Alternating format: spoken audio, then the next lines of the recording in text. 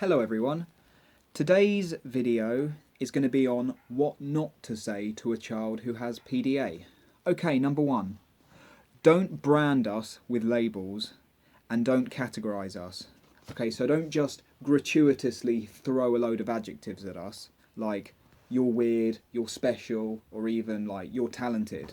And don't categorise us as in, don't refer to us as, oh, that's the kid who plays football, that's the kid who plays guitar, that's the kid who likes to play chess. No, these are very restrictive. We feel trapped within these descriptors. We like to think of ourselves as a lot more infinite and varied as this, so just refrain from branding us, I suppose.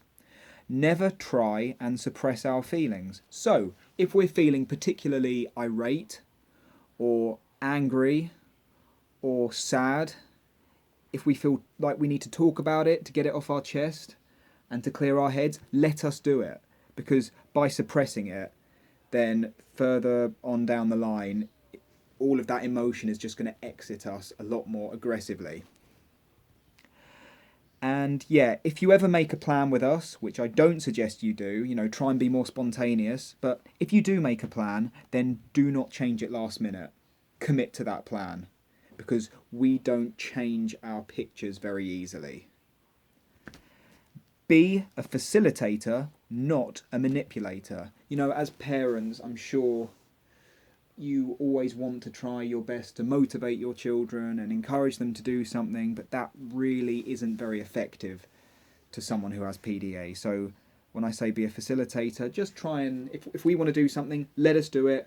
Try and make it as easy as possible, and just be there just in case, something goes wrong and we need someone to lean back on. So, don't rationalise the irrational. PDA is very irrational.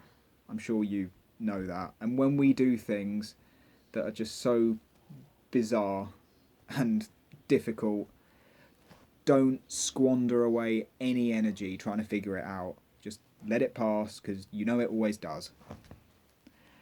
Don't take our meltdowns personally. So yeah, when we do have a meltdown, try and see it as an epileptic fit.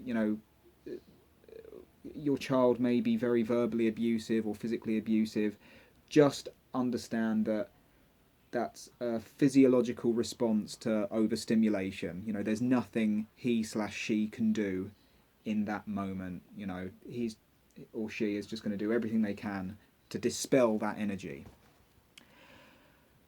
Don't use patronising language or treat us as inferior. Yeah, so PDA, it's like we're equalisers. If I was to shake a glass of water, the liquid would start oscillating to level itself out. And that's kind of what we do in a lot of situations. That's why we don't like authoritative figures, and that's why we don't like it when parents are quite dictatorial. So don't treat us as babies, like, oh, you're so cute, aren't you? And oh, you're not very good at that. Oh, aren't you lovely? Or something ridiculous like that. Don't do that, because we're going to try and one-up you. Don't try and make us do something you want us to do, but we don't. So yeah, that's just not going to work. So if you as a parent have some kind of ulterior motive, we're going to pick up on it. So I wouldn't even bother attempting. Don't guilt trip us. It won't solve anything. So yeah, if we are acting out, don't make us feel bad. Honestly, when people have done that to me, when I've had meltdowns, it just doesn't work at all. It just makes me worse, if anything. So instead of demanding, be more creative with us. And yeah, lead by example. If, say, you want us to make our beds in the morning, then why don't you make your bed and make a scene of it? Say, oh, look at this beautiful bed, and you can talk about the benefits of having a beautifully made bed, and then that will inspire us to do it ourselves. Instead of just saying, make your bed, it's like, why? Who said? You're not giving, just no. And don't tell us not to do something unless you provide a perfectly good explanation for it. Otherwise, we're just going to want to do it anyway. Yeah, we need reasons why. We want to learn. This is how we learn. We're so inquisitive. When we're told not to do something, it's like, oh, well, what if? You know, that's what happens in our brain. What if I do that? I can remember that happening in school. I remember I refused to do a project, and I said to her, what happens if I won't do it by tomorrow? And she went, you will do it by tomorrow. And I didn't, and I got punished. So, don't include us if you don't sense we are willing...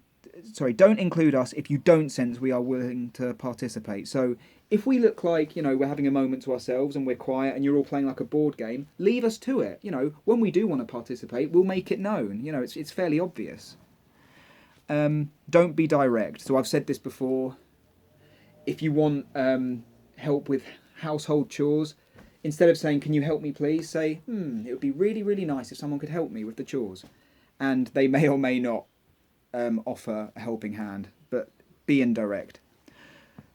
Stop expecting us to act like regular people, because we are not. We're not neurotypical, so don't expect us to stop being weird.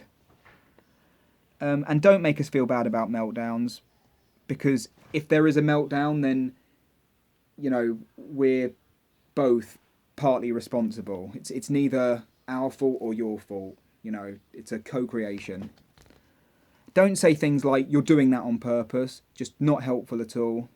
Or don't say things like, chill out, you know, calm down, you've got so much energy. That just makes it worse. Don't say things like, oh, I was only joking, learn how to take a joke. Because a lot of younger people with PDA don't really understand sarcasm very well. I didn't when I was very young. I can get it now, but I can remember people saying, I was only joking, and I felt terrible about myself. Don't say things like,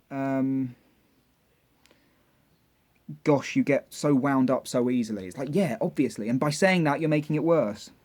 Don't give us junk food or take us to a multi-sensory environment and proceed to make us feel bad when we eventually get triggered. So yeah, if we have bad foods and if we're in a place where there's loads of people and loads of lights and everything, it's going to increase our chances of having a meltdown tenfold. Don't smother us in compliments. We don't interpret them as good things, just superfluous layers of descriptors and labels that we instinctively reject. So I said something about that earlier. We don't really think, oh, that's a good thing, that's a bad thing. It's just like, stop trying to limit me. Just get lost. I nearly said something rude then. Don't lie to us or try and act clever. We're master manipulators, and we will see right through you.